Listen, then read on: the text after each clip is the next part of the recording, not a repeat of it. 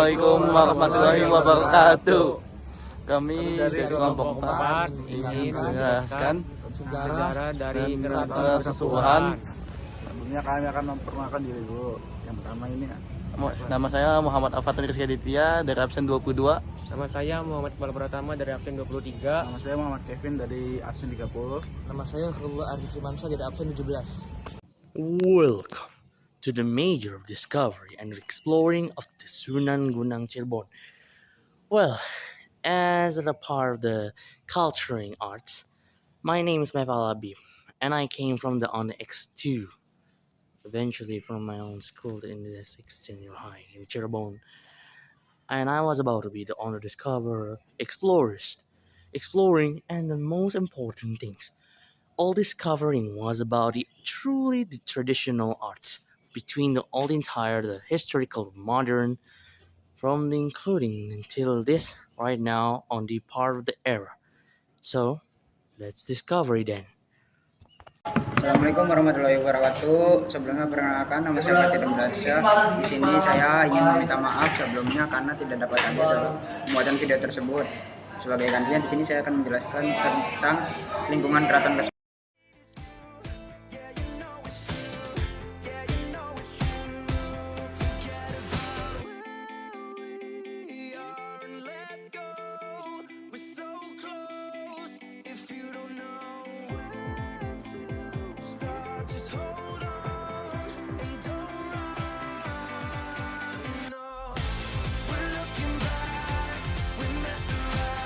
Bangunan utama yang terletak di tengah dan jumlah tiang utama 6 buah, designed by the all entire disability to relief, and if the shown the ever entire was a totally is a 20 piece that is shown on every entire 20 the gods reveals.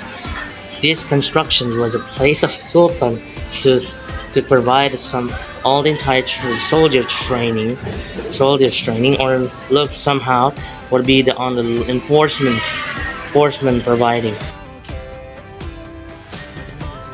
Meja dan bangku batu itu hadiah dari Gubernur Jenderal Inggris yang bernama St. Raffles pada tahun 1811 Masehi.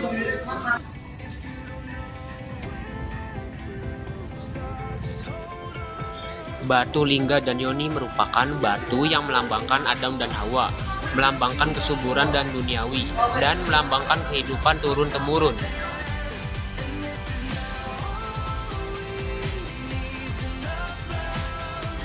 Mandekarismen adalah bangunan tempat perangkat gamelan atau kesenian atau tradisi setiap tahun untuk menabuh gamelan sekatan buatan abad ke-15 setiap Idul Fitri 1 Syawal dan Idul Adha 10 Zulhijjah.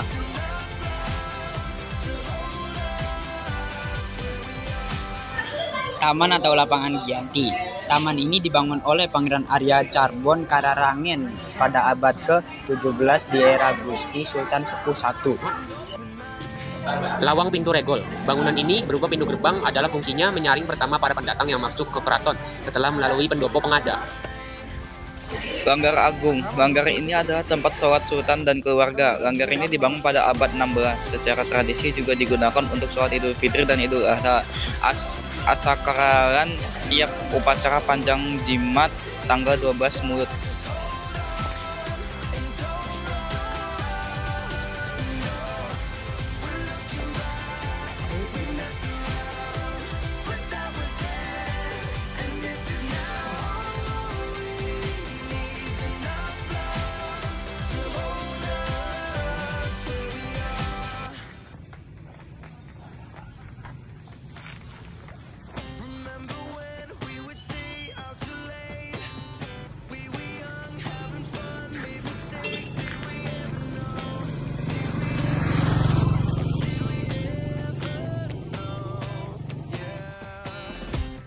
Lawang atau pintu gedegan. Bangunan ini berupa pintu gerbang yang dijaga oleh penjaga dengan suara yang besar seperti petir atau geledek.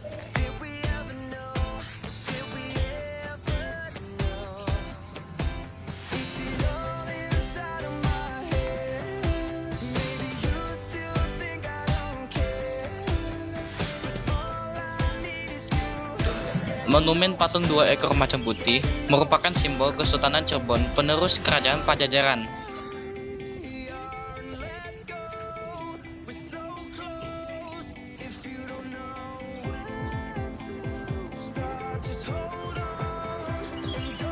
Meja batu Kalingga dari Gujarat yang kemudian dibawa oleh Dr. Raffles, orang Inggris yang hobi sejarah dunia, yang kemudian menyusun sejarah Indonesia, dan hasil penyusunannya diajarkan ke sekolah-sekolah masa kolonial Belanda. Kemudian ia menjadi Gubernur Jenderal Van Java tahun 1613 sampai 1618.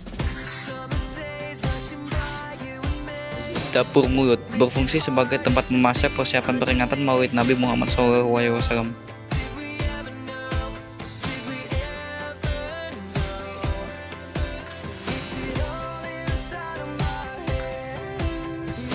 Dapur Bundaran Dewan Daru, taman berbentuk bundar dan dikelilingi pohon Dewan Daru yang wangi. Bundaran artinya sepakat, Dewan Daru artinya kumpulan makhluk bercahaya.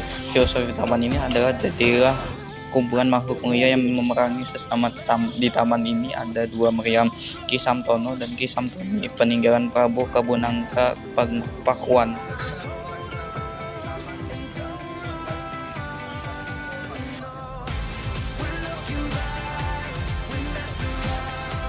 Sri Manganti, pendopo tempat para tamu menunggu petunjuk dan keputusan Sultan setelah terlebih dahulu unjukan di pendopo unjuk. Sri artinya Sultan atau raja, mengganti artinya menunggu. Bangunan ini dibangun pada abad ke-16. Dalam arum atau kedaton yang fungsinya untuk tempat tinggal Sultan dan keluarganya turun-temurun hingga sekarang. Umum dilarang masuk.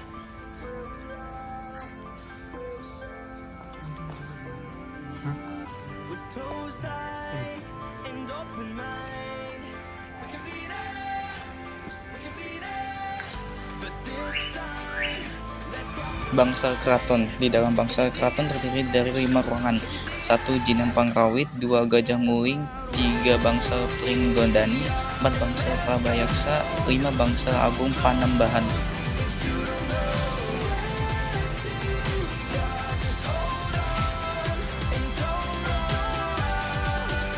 Taman dan Sumur Kemandungan. Kemandungan artinya benih dalam kandungan. Taman ini diapit 2 taman, yaitu Giyanti dan Dewan Daru, serta diapit 2 pintu gerbang letakkan di tengah-tengah seperti kandungan. Sumur Kemandungan digunakan airnya untuk mencuci pusaka yang biasa suci setiap tanggal 1 sampai 10 Suro. Sekarang Museum Purbalingga dibangun dekat sumur ini.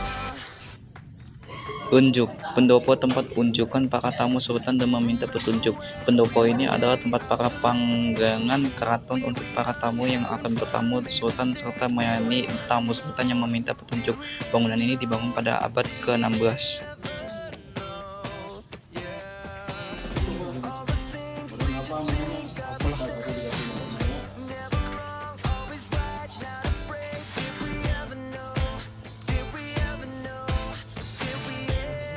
Pintu buk bacem. Gerbang ini terbuat dari batu bata berbentuk kengkung atau buk, adalah arsitektur Eropa dengan hiasan piring dari Cina. Pintunya terbuat dari kayu jati ukiran yang direndam atau dibacem. Bangunan ini untuk masuk ke dalam arum tempat tinggal sultan dan kaputran, tempat tinggal putra putri sultan dan kaputran, tempat tinggal putri putri sultan yang belum menikah.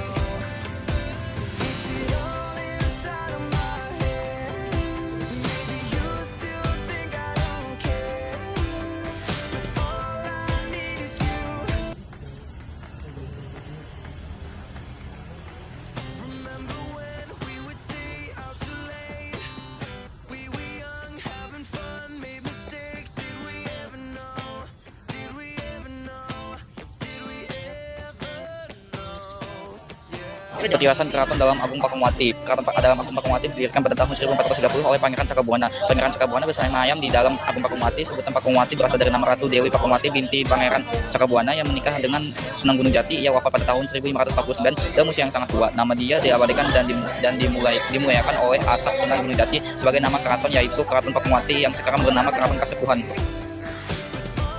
Sekian vlog dari kami, kurang lebihnya mohon maaf. Wassalamualaikum warahmatullahi wabarakatuh. One is the loneliest number that you'll ever do.